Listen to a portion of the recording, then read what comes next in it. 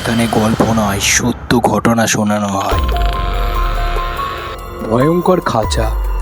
মুর্শিদাবাদের এক প্রত্যন্ত গ্রাম ছিল এক পরিত্যক্ত নবাবী আমলের প্রাসাদ।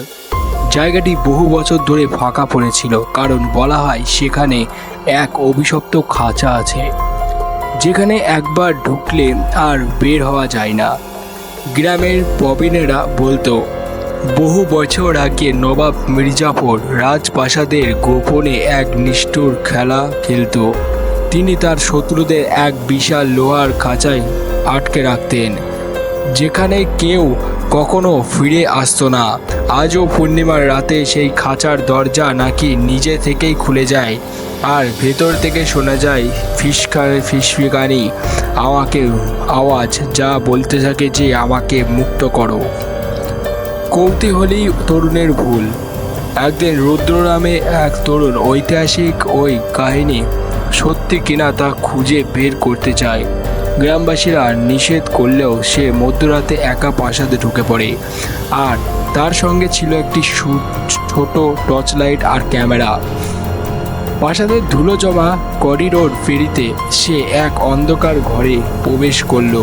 ঠিক তখনই যেখানে বিশাল এক লোহার খাঁচা রাখা ছিল, তার পাশে খাঁচার গায়ে মূর্ছে হয়ে গেছে, কিন্তু তার তালা নেই। রুদ্রর ভয়ঙ্কর ভুল। খাঁচার ভেতরে ঢুকে দেখে মেঝেতেই ছড়িয়ে আছে মানুষের হাড়গোড়। হঠাৎ দরজাটা নিজে থেকেই বন্ধ হয়ে গেল। রুদ্র আতঙ্কে দরজা ধাক্কাতে লাগলো, কিন্তু সেটা নড়ল না। ঠিক তখনই কানে এলো ফিসফিসানি, আমাকে মুক্ত করো, আমাকে আমার জায়গায় তুমি এসেছো কেন?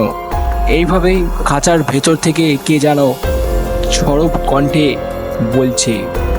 তো এটা আর কেউ নয়, এটা সেই ভূত। রুদ্র পিছন ফিরে দেখলো হাড়গোড়গুলো ধীরে ধীরে নড়ছে। হাড়ের ওপর কালো ছায়াগুলো জড়ো হতে শুরু করলো, আর তৈরি হলো বিকট এক অবয়ব, একটা কঙ্কালের মতো ছায়া, যার চোখ দুটো আগুনের মতো জ্বলছে। রুদ্রের দিকে এগিয়ে এলো। তুইও আর বের হতে পারবি না, তুই আমাদের সঙ্গী হবি। রুদ্র মরিয়া হয়ে দরজাটা ধাক্কাতে থাকলো, কিন্তু কিছুতেই সেটা খুললো না। হঠাৎ করে তার চারিপাশে শোনা যেতে লাগলো অসংখ্য ফিসফিসানি আওয়াজ এবং চিৎকার আর ধাতব শব্দ। সকালের ভয়ানক দৃশ্য। পরের দিন সকালে গ্রামের বাসীরা প্রাসাদে এসে দেখে খাঁচার ভেতরে কেউ নেই, শুধু পড়ে আছে রুদ্রের টর্চ আর ক্যামেরা। ক্যামেরার শেষ ভিডিওতে দেখা যাচ্ছে একটা আলো অবয়ব ধীরে ধীরে রুদ্রকে আঁকড়ে ধরেছে, আর তারপর সে হাওয়া হয়ে যাচ্ছে। তারপর থেকে প্রতিটি পূর্ণিমার রাতে খাঁচার দরজা আপনা আপনি খুলে যায়, যেন নতুন শিকার খুঁজছে। তো বন্ধুরা, তোমরা যারা যারা এই গল্পটা এতক্ষণ পর্যন্ত শুনলে, তোমাদেরকে অসংখ্য ধন্যবাদ। এবং তোমাদের জন্য আমাদের এই চ্যানেলে ছোট ছোট গল্প প্রোভাইড করা হয়ে থাকে, হরর স্টোরি, তোমাদের মনোরঞ্জনের জন্য। তো অতি অবশ্যই চ্যানেলটিকে সাবস্ক্রাইব করে বেল আইকন বাজিয়ে রাখবে। Thank you for watching this video.